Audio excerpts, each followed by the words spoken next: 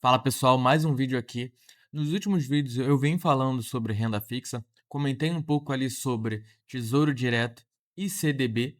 Agora a gente vai dar continuidade a essa segunda etapa, entrando mais no que tange a alguns ativos que também existem nesse mercado de crédito. Ou seja, quando a gente fala de renda fixa, a gente pode estar associando isso ao mercado de crédito, onde o risco está em o emissor daquela dívida não te pagar. Então, a gente comentou sobre o Tesouro Direto. O principal mandante é o governo, é o Tesouro Nacional, que emitem a dívida, o CDB com os bancos, e agora a gente vai ampliar um pouco mais esse horizonte. Na tela, temos o COI, Certificado de Operações Estruturadas. Está errado ali, mas funciona como um pacote de investimentos onde assessores ganham muitas taxas ao recomendar.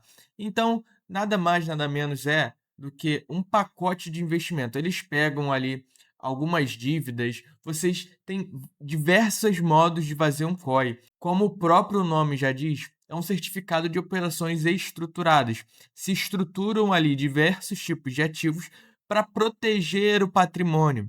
E o que a gente vê aí no mercado são COIs péssimos. Inclusive, eu trouxe um aí para a gente estar dando uma olhada. Mas antes disso, é muito importante que você atente se o seu assessor está te recomendando um COI, porque eles ganham muitas taxas quando você faz essa compra. Ao você fazer a aquisição de um COI, uma parte daquela compra vai para o assessor, então eles ganham muito dinheiro com isso. Eles possuem vencimentos obrigatórios e prometem um falso retorno controlado sem proteção do FGC. A gente vai ver aí um caso onde o emissor, deixa eu pegar aqui na tela para vocês. Eu trouxe aqui um DAI. O que é o DAI? É o documento de informações essenciais que é crucial na hora de você analisar um COI. Ele vem aqui quem é o emissor, as datas, os valores para investimento, mas eu quero trazer aqui um ponto específico que muitos assessores não passam para o seu cliente na hora que ele está tentando te, abre aspas, empurrar um COI.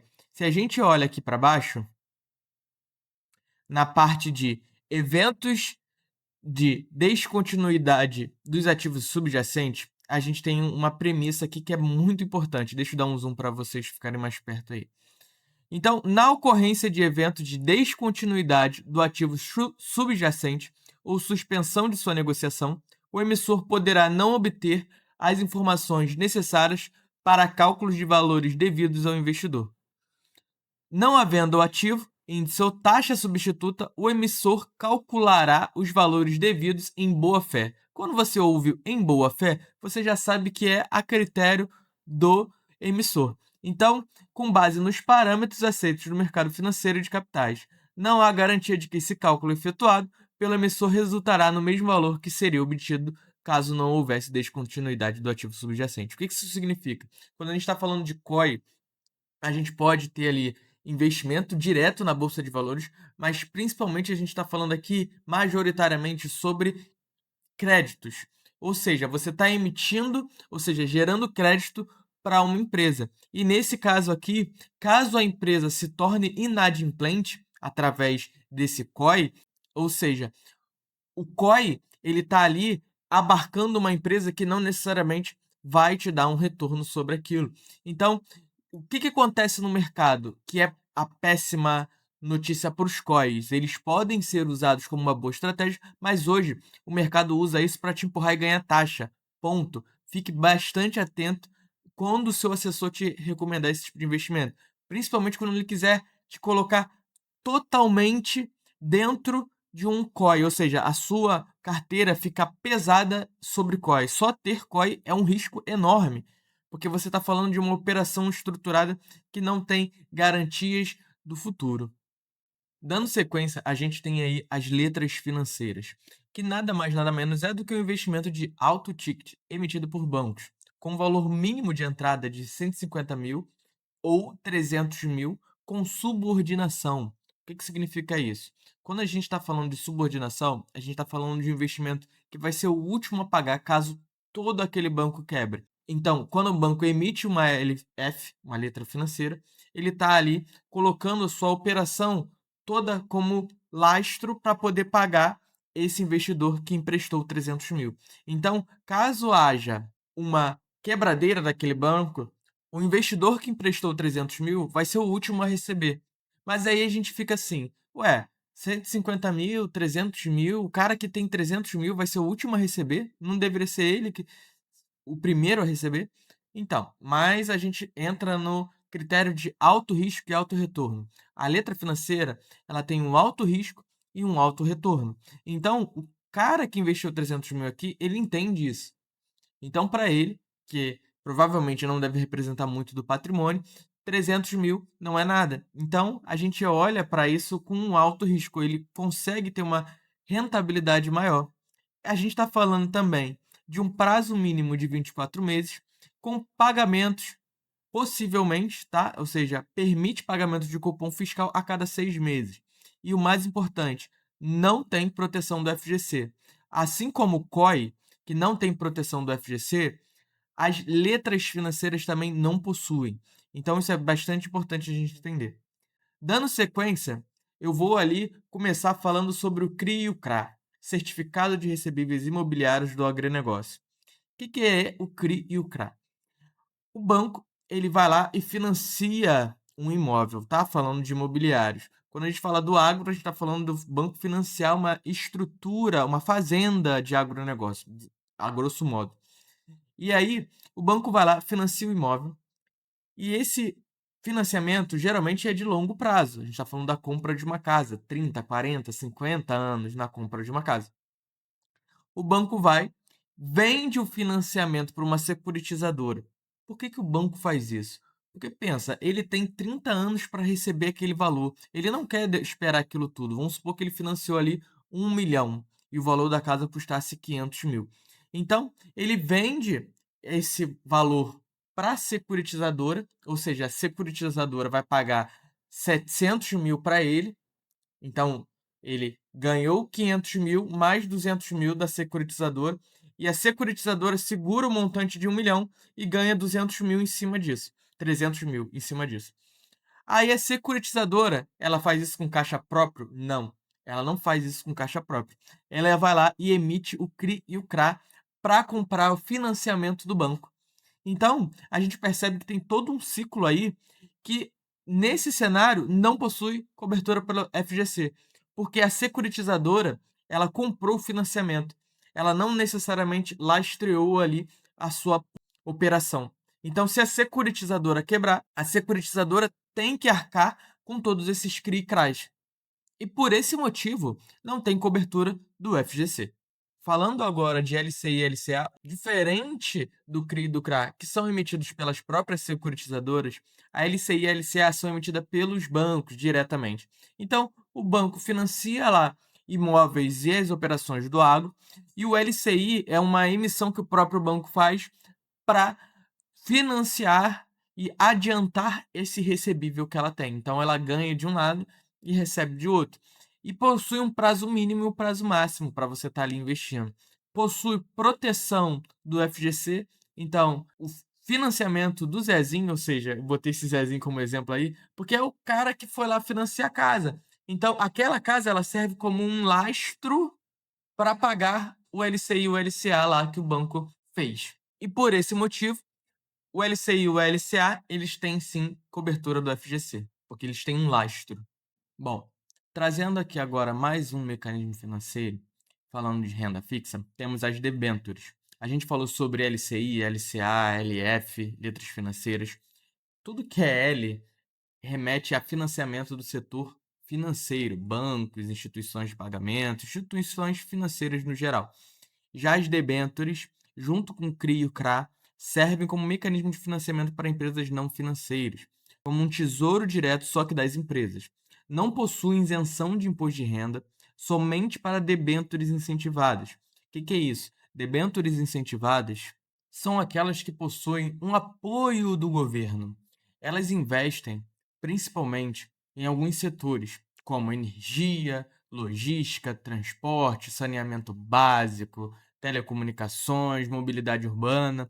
Então, esses setores, eles recebem um incentivo do governo. E como é que é esse incentivo? As debêntures incentivadas que tratam de investimentos nesse setor, elas possuem isenção de imposto de renda. Então é muito importante a gente entender isso quando a gente está falando ali de debêntures. Então a gente consegue já começar a olhar uma estratégia boa encaixando as debêntures. E em contrapartida, as debêntures, baseando uma comparação com o CRI e com o CRA, é comum que a gente também veja algumas empresas emitindo CRI e CRAs, principalmente no que tange a investimentos imobiliários e do agronegócio. Então, a gente pode ver ali que o CRI e o CRA necessariamente são usados para o caixa da operação que tange ao imobiliário e ao agronegócio. Então tem que ter uma operação estruturada para aquilo aconteça. Para que o CRI seja emitido, tem que ter ali um imóvel sendo negociado. Para que o CRA exista, tem que ter uma operação ali no agronegócio sendo considerada. E quando a gente fala de debêntures, a gente está falando de caixa. Então, as empresas nos setores que eu falei, nos setores de incentivados, eles estão colocando caixa para dentro e não financiando uma operação específica. Então, essa é a principal diferença entre CRI, CRA e debêntures. Porque CRI e CRA a gente consegue ver algumas empresas emitindo, desde que seja atrelado ao que eu falei sobre imóveis e agronegócio. Já debêntures, qualquer empresa, inclusive as não listadas em bolsa. Então, aqui a gente consegue entender um pouco mais sobre o mercado de renda fixa, que a gente consegue ver aí que tem um leque muito grande de oportunidades, só que tem que ser bem separado ali o joio do trigo para que a gente faça um bom investimento. Bom, e dando início aqui, eu fiz uma tabelinha para exemplificar um pouco sobre Tesouro Direto, CDB, LCI, todos os títulos que eu falei agora, todos os ativos que a gente comentou. E aqui a gente consegue visualizar de maneira macro como é que funciona o FGC, a liquidez, o imposto de renda de cada um desses ativos, e a gente consegue colocar do maior para o menor em ativos que são mais considerados para você estar ali investindo. Eu vou fazer aqui uma estratégia que engloba, na maioria, cada um desses títulos, mas, no geral, a gente pode comentar de maneira macro cada um deles. Aqui eu trouxe o Tesouro Direto e uma casinha diferente, ela está em amarelo. Se vocês verem, essa casinha branca, ela representa o FGC e essa casinha amarela, ela representa a soberania brasileira. Então, os títulos do Tesouro são garantidos pela soberania, o risco soberano para o país falir precisa ser muita coisa, as empresas vão falir primeiro, então tem aqui uma certa garantia no Tesouro Direto, né. E aí a gente tem a liquidez representado pela essa mãozinha. O que que significa essa liquidez? A liquidez nada mais é do que a facilidade que você tem de converter aquele ativo que você comprou em dinheiro propriamente dito. Então, você se desfazer daquilo que você comprou. Aqui está em bloqueado porque não tem isenção de imposto de renda, você paga sim imposto de renda. CDB, você tem aqui a proteção do FGC, a casinha tá branca. A liquidez do CDB é maior, né? Aqui a gente não tem isenção de imposto de renda. Na LCI, na LCA, a gente já não tem uma liquidez tão fácil assim. Então a gente já percebe ver o fundo, diga, o FGC aqui, mas sem uma liquidez muito robusta, mas em contrapartidas a gente já tem ali uma isenção de imposto de renda.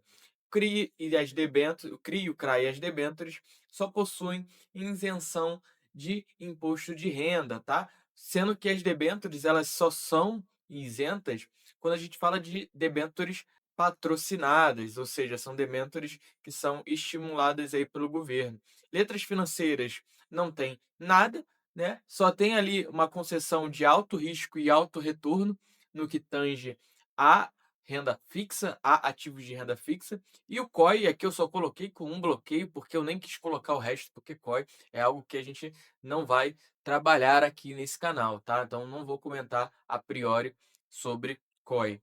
Então, como a gente pode ver aqui, percebe que a gente por si só já tem meio que uma estratégia já mais pré-montada, falando sobre o Tesouro Direto, CDB, LC e LCA como um foco principal. E depois a gente vai ao cair esse nível, né, a partir dali do CRI e do CRA e das debêntures, a gente já começa a ver um percentual de risco e retorno maior. Então a gente começa a alocar aonde tem segurança e depois a gente vai diversificando ali em ativos menos seguros. Bom, espero que vocês tenham gostado desse vídeo. Eu fiz ele com muito carinho, toda essa edição aqui foi feita com muito carinho e espero que vocês tenham gostado. Vejo vocês no próximo vídeo. Até mais.